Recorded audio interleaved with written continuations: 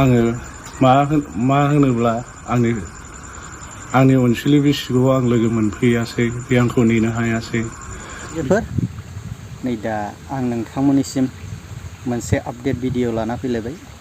दा XNDB जे गोबाव सम बे दावहा नांबोनानै जे गावनि न'खर गावनि संसारखौ जे गारनानैबाबो हारिनि थाखाय सेक्रिफाइस खालामबोनाय जे आदा गान्दा, बे गान्दा बसुमतारिया न'खरनि थाखाय गावनि हारिनि थाखाय मावनायाव गावनि न'खर, गावनि हिन्जाव, गावनि फिसाजो आलाय सिलाय जाबाय। गावनि हिन्जावाबो जे बियो फैनाय नंला बेबायदि नंनानै गुबुनजों हाबा जाहैफिनबाय। दा बेयाव जे बे बर'नि दावहारु बिर जोहोलाव आदा गान्दाया माबायदि दुखु फोरमायदों नोंथांमोनहा नायनानै लाग्रो। आं बेनि उनाव दसे उनाव आं नोंथांमोननो फोरमायगोन। दा बिनि थांनायनि सिगां आं मेन बाथ्राखौ फोरमायग्रोनो, मोनसे बाथ्राखौ फोरमायग्रोनो सानो। नोंथांमोनहा नैबे जे स्क्रिनाव नुदों, बे स्क्रिनाव होनाय मानसिफोरखौ नाय। खाम्फा बरगयारि सारा सोर साबेसेखौ UPPL आव जे थांदोंमोन, बिसोर एक्सुवेलि माखासे जेनेबा BPF निफ्राय UPPL आव थांनो आरो सारेन्डार जाहैदों। आं बिसोर मा मावो आं बेखौ बुंनो थांला, नोंथांमोनहा नायबानो जाबाय आरोखि। बिसोरो सोरबा सासेया जे भट मोनै नैबे राउन्ड होनानै होनाय बे भटार गैयै मानसिखौबो, आंनि न'खरनिनोखा खिन्थु बे मानसिया, भटार गैयै मानसिखौबो खाम्फा बरगयारि सारा बरायो आरोखि, जेल लाङो। अब्ला मा बुंगोन नोंथांमोना? मेन भिडिअखौ नायनानै लाग्रो। नामा गान्दा बसुमतारि, आंनि गामिया जाहारबारि सल्ल'हाट। दाखालि थांनाय 17 थारिख बिस्थिबाराव आं जोबथेसालिनिफ्राय मुखुलि जाबोदों। आं दा न'आव दङ। आं दिनै न'आव सफैनानै गोबां मोजां मोनदों। गोबां रायजो राजाखौ लोगो मोनदों।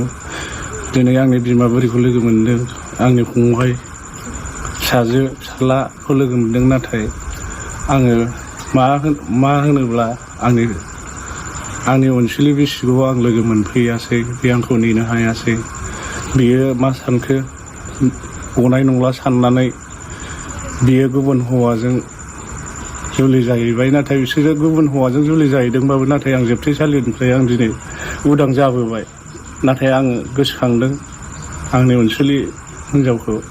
आंनि हिन्जावनि नामा गान्थ्रि बसुमतारि, बे बनसंगुरि गामिनिमोन।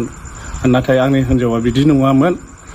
बेयो मालायनि माखासे बारहावा गाज्रि लानानै बियो भुल गोरोन्थि खालामनानै लाबाय गावनि लाइफखौ।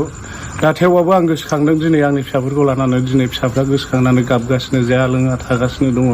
दिनै बिफाखौ दिनै गावसोर जेसेबां नाजादों जुजिनायाव, दिनै सारमोननि नाजानायाव बा सोरनिबा नाजानायाव दिनै गासिबो NDB-खौ जोबथेसालिनि दरखौ जोखावनानै लाबोनो हादों। आं धन्यबाद जासिदों। दिनै आं हिन्जावखौ गोसोखांनानै दिनैहाय जेन'बा हिन्जावा बै मोनसोरगाव गामियाव हाबा जाहैदों। फिसा सानै दङ, गिदिर गिदिर जाबाय, उन्दै उन्दैयावनो गारबोदों। नाथाय बिसोरो मा खालामनानै जादों बे न'खराव गावसोरसो मिथिगौ। गावसोर जाबन जिबन खालामनानै दिनै बिसोरो देरबाय, गिदिर गोलाव जालांबाय। दिनै बुजिनो हानाय जाबाय बिनि फिसाफ्रा। अथराइज जेबो गैया बिसोर हाबा जानायनि, जोंनो रायजोनो अथराइज। दिनै आंहाबो संसारनि खोथा दङ, फेमिलिनि खोथा दं आंहा। दिनैहाय आं गाबोन गुबुन हिन्जाव लागोन, नाथाय आंनि फिसाफोरनि समस्या मोजां जानाय नङा। गुबुन हिन्जाव लानांगौबा आं ओरैनो थागोन, आं हिन्जावखौ लाया। दा आंनि अनसुलि बिसिया आं खोनानाय बायदिबा दहाय फुङाव सोरबा सासे मानसिनाव कल खालामदोंमोन, बा जाय मानसिजों हाबा जाहैदोंमोन बे हौवाया बुंहरदोंमोन बेयो लांफैयोब्ला गथ' सानै दङ आंहा, आं बेखौ लाखिगोन, बेखौ लानानै थांनो हागोन, आंहा अपसन गैया होननानै बुंदों। जोबोद गोजोननाय मोनदों बिदि खोथा मेसेज मोननाय लोगो लोगो। आरो आंनि अनसुलि बिसि गान्थ्रि बसुमतारिया बुंदों, सोरनिबा सिगाङाव बुंहरदों, बेयोहाय गाव जबर जस्ति लांफैयोबा आं थांनोसै, संसार जाहैसिनसै होननानै बुंदों। आं बिराद गोजोननाय मोन्दों। नों जुदि गावनि भुलखौ साननानै आंनि न'खराव फैफिननो नागिरदों आंहा बेहाय आंहा बेहाय अपसन गैया। जों सिगाङाव जेरै संसार जादों बेबायदिनो जागोन। आं नोंखौ आथिंजों आखाइजों खालामनानै जाया बिमा। नों फैफिन, गथ'फोरखौ सान, फिसौजो दङ।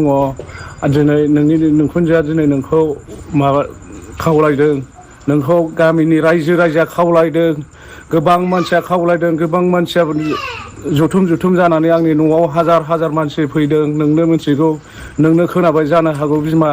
दिनै आंनि मोखांखौ खनसे गोसोखां। दिनै सिगाङाव आंनि भुल बुजियाखौ आंबो मोनथिदों, आंखौ निमाहा हो। बै समाव थासारिया मोजां नङैयाव आङो दिनै हारिनि थाखाय खारखुमा थानांदों। नाथाय आं नोंखौ मोजाङै अननो हायाखै, नोंनो आं जेबो होनो हायाखै बिमा। बेहाय आं नोंनि भुलबो साना। नोङो नोंनि भुल गोरोन्थिफोरखौ जों सानैजों जों सल्भ खालामनानै लागोन। नों आंनि न'आव फैफिन बिमा। आं नोंखौ आलाय सिलाय खालामा। दिनै बिमाखौ मोनसिनबा हामगौ नंदों। नाय बिमा बिराद लोमजानानै दङ नोंखौ गोसोखाङै खाङै। ओंखाम जायाखै बियो 17 थारिखनिफ्रायनो। नों बेखौ गोसोखां। नोंनि दाय भुलखौ आं खेमा होगोन बिमा। नों आंखौ बेहाय फैफिननानै आखाइजों आथिंजों खालामगोन मालाबाबो दासान। दिनै बिसोरनि लाइफखौ सानदो बिमा। आं बेखौदि सानो नों फैफिनगोन। नों फैफिनोबा जोंनि लाइफ स्टाइलखौ, जोंनि न'खरखौ मोजां खालामनानै जोङो संसारखौ जालांसै। आं नोंखौ गारनानै गुबुन हिनजाव लानो हाया। आरो आङो दिनैहाय मानो होनोबा देहा जाथिनि थाखाय आङो हाग्रा बंग्रा थाखुमानानै नोंखौ माखासे अनसुंथाइ होजोबनो हायासै। बेखौ आं खेमा बिगोन नोंनाव। नों फैग्रोदो बिमा। नोंथांमोनहा नुखाबाय जानांगौ, नै आङो दुब्लि खाथिनि बे जेन'बा बाव आंनि न', बे दुब्लिनिफ्रायनो आरोखि गोबां गायग्रा गुवार हा फोथार दङ। बेयाव नै दासो सुरु जोंनिया माइ गायनाया। गोबाव समनिफ्रायनो नेबाय। दे आबादारिफोरनि थाखाय दैया सोदोंबाबो थोआ। दे अखा हायाखै। दाख्लै साननैसो बायदि अखा हानानैसो नै दासो बेबायदि एसे मोजां परिबेसा मोनबाय आरो। माखासे हरै एसे बै साइडजों नुदों, बेजों गोथां दंबावो आरोखि। जिखुनु हक जाया मानो, दा फैबाय थानाय जे बिटिसि इलेक्सनाव जे गावनि दोलोखौ देरहाहोनो थाखाय जे खाम्फा बरगयारी साराबो मावदों ना। थिग बेबायदिनो माखासे जे होनाय नैबे स्क्रिनाव जेन होदों, बे स्क्रिनाव होनाय मानसिफ्रा जे मार्कसआप जाहैदों, बाव बबेबा सासेया भटार गैयै मानसिखौबो खाम्फा बरगयारी सारा मार्कसआप खालामो। बे जेन आं नोंसिनो दाग होना होदों, मानसिया भटार गैया आरोखि, आंनिनो न'आवनि मानसि। अब्ला खाम्फा बरगयारी सारा बेफोरबायदिखौबो बजबो नङा होनब्ला ना। आं जिखुनफा बिसोरनि मा मावो मा थायो आं बेखौ बुंनो सानला।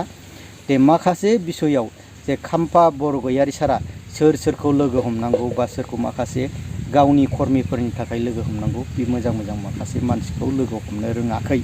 दे फैगोन जे बिटिसि बिसायख'थियाव बेबायदिबा माबेखौ लानानै कनफिडेन्ट देरहानायनि कनफिडेन्ट लादों खाम्फा बरगयारी सारा, दा फैबाय थानाय समफ्रावसो मिथिसिगोन आरोखि।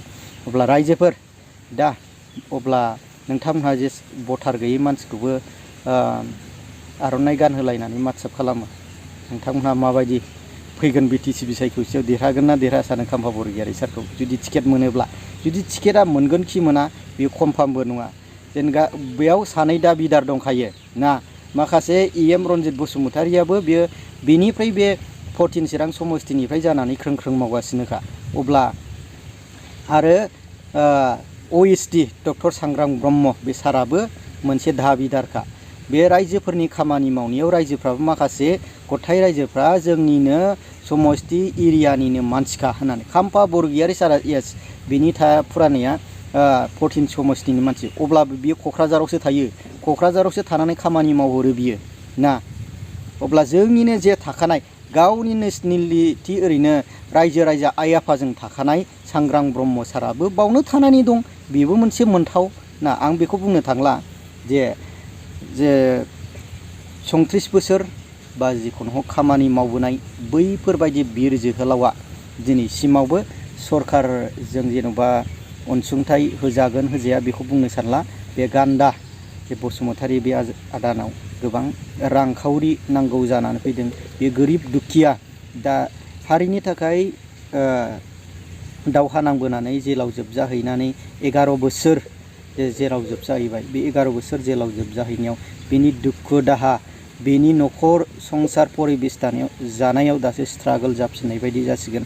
बेयाव गोबां माखासे जे पलिटिकेल हानजानि बाव लोगो लानानै बे आदानो अनसुंथाइ हैयोबा मोजां जागोन आरोखि। दा बेनियाव खुनु न'खर स्ट्रागल खालामनो थाखाय न'खरखौ गठन खालामफिननो थाखाय रांनि मोनसेबो सुबिदा गैला बा माखासे बेफार फालांगि खालामनो थाखाय बे हारिनि नांनायाव बेनाव जेबो लाइ लथर गैला। बिनि हिन्जावाबो दस्राजों थांजाबाय, फिसा गोमा गावनि फिसाजो बेबो थैलांजाबाय। अब्ला बेबायदि दुखुनांथाव दुखुथिया मा दंबावो खुगायाव बुंनो राव गैया ना। अब्ला गाव जुदि बेबायदि सोरबा नोंथाङाबो बेबायदि जायोब्ला अब्ला माबायदि जागोन ना। दा रायजोफोर जिखुनु हक जाया दा आङो नोंथांमोननो फोरमायबाय।